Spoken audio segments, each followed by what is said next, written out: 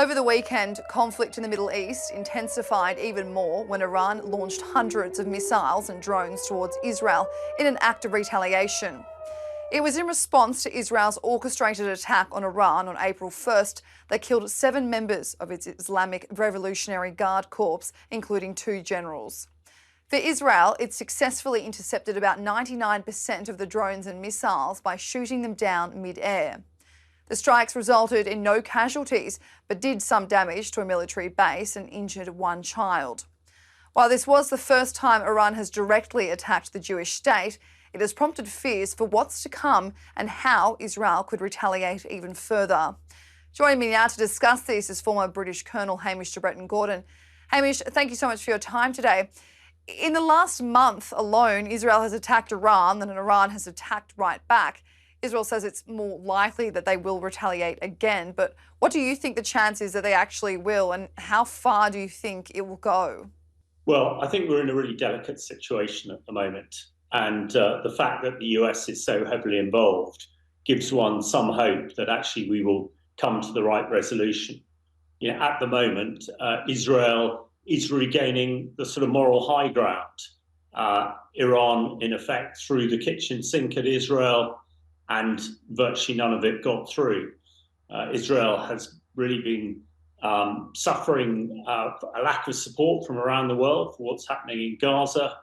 And this might well be an opportunity to actually make the Middle East safer rather than more dangerous.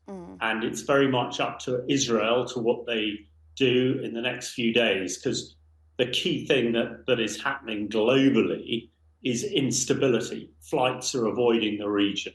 People are not going to the Middle East for work and other things. Now, we in the international community want this situation resolved as quickly as possible. It's clear that the Americans have very firmly told the Israelis that they should take this as a victory, which they absolutely have done, and move forward in that perspective. If Israel does decide to retaliate, then it is more likely that the situation will get worse rather than get better. But one must also sympathise with the Israelis that they have been attacked. Iran has fired these 300 plus missiles and drones at them. However, the Israelis know full well that if it wasn't for the Americans, the British, the Jordanians and others, then some of those missiles and drones would have got through. So it's in Israel's hands now, and hopefully they'll make the right decision and not retaliate at this moment. Hamish, if you were someone who's obviously worked in the military, if you were to be advising Israel on what they should or shouldn't do, and it's a yes or no answer, should they or should they not retaliate again against Iran? I would be very firmly saying at this stage, you should not retaliate. It shouldn't be taken off the table.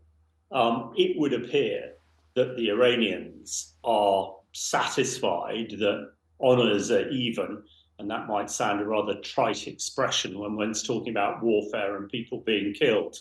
But the Israeli attack to take out the key military commanders of Iran was very successful and very damaging for the Iranian military.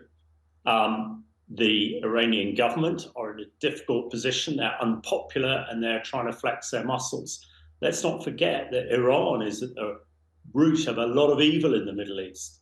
They sponsor, fund and arm the terror group Hamas, the terror group Hezbollah, and also the Houthi terror group down in Yemen. So they are responsible for a lot of terror around the Middle East. But this sort of failed attack of theirs has really shown that they are a paper tiger.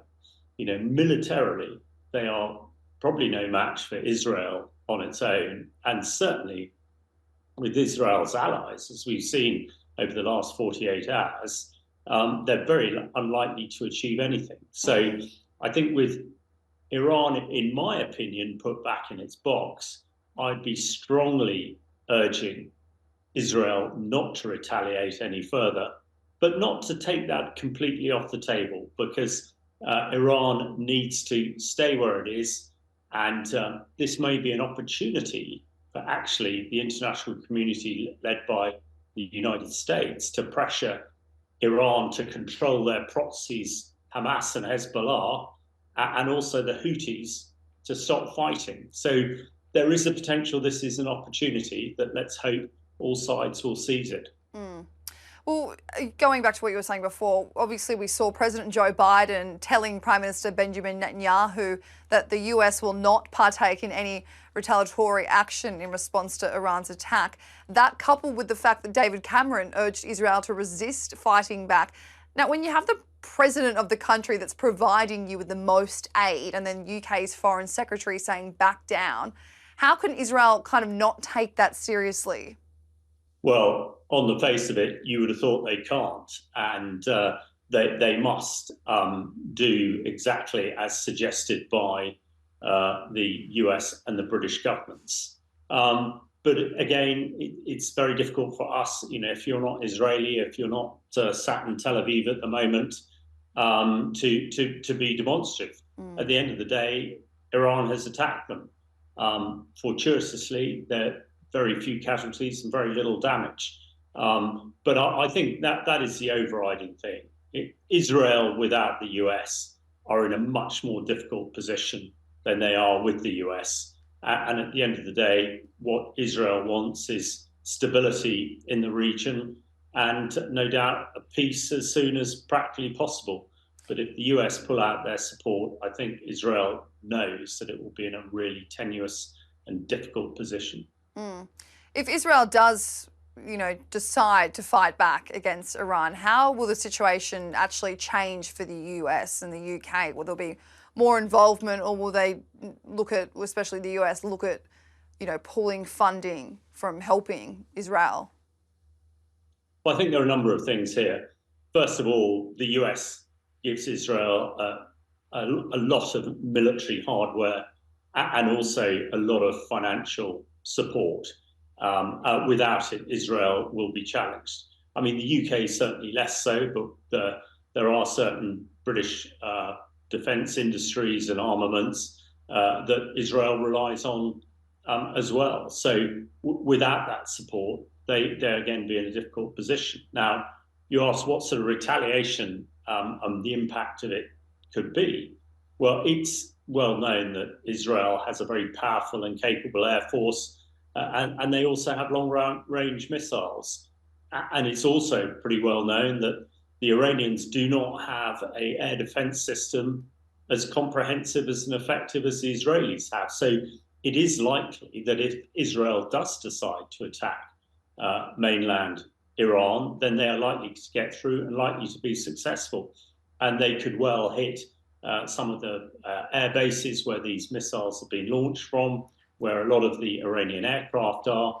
And also, it's highly likely and possible that Israel would also attack the various bases and research places where Iran is trying to develop nuclear weapons. At the moment, Israel has nuclear weapons and Iran doesn't, and Iran is trying desperately hard to get them. So that might well be a focus.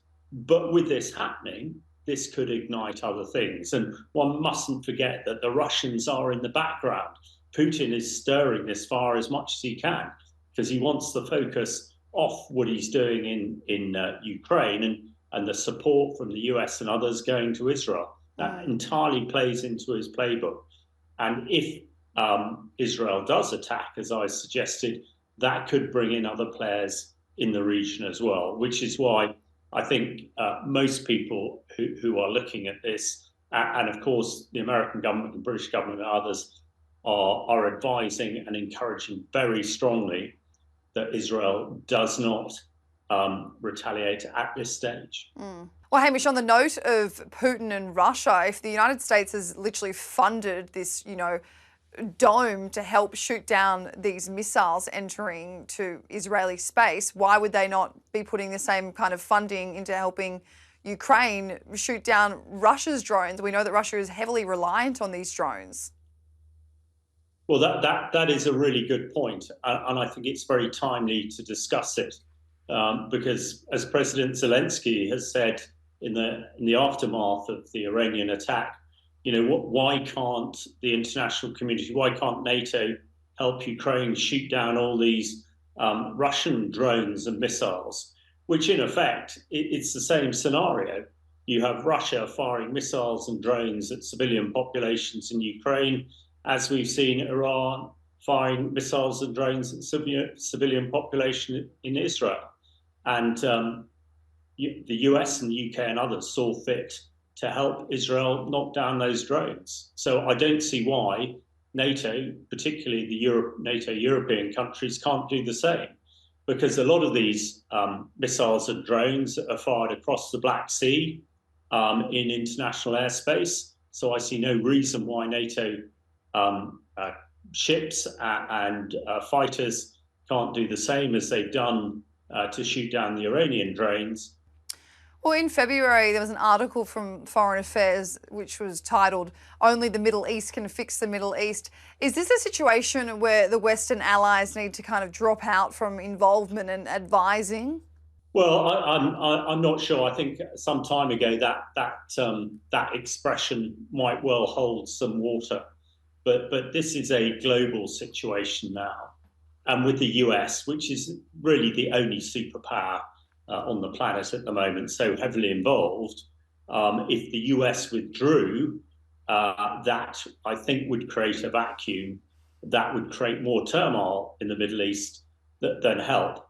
And of course, we've got the players like the Russians sitting on the sidelines and the Chinese and others. So in a perfect world, absolutely, the Middle East would sort out this challenge. But because there are so many global players involved, who are not just involved from a political position, but also from a military position, it is probably something that needs to be resolved with the support of the Americans and others, rather than just leaving the Middle East countries to fight it out amongst themselves. Hamish, just finally, it's obviously potentially going to become a bit of a tit-for-tat situation, escalating with these two countries, but then we also have the situation with Israel and Hamas on the other side. Are we looking at a situation where there will be a war in the Middle East? It won't be designated to these particular area. It will seep into the entire area of the Middle East. Well, for the last few years, there has been conflict across the Middle East, now ignited by Iran and its proxies.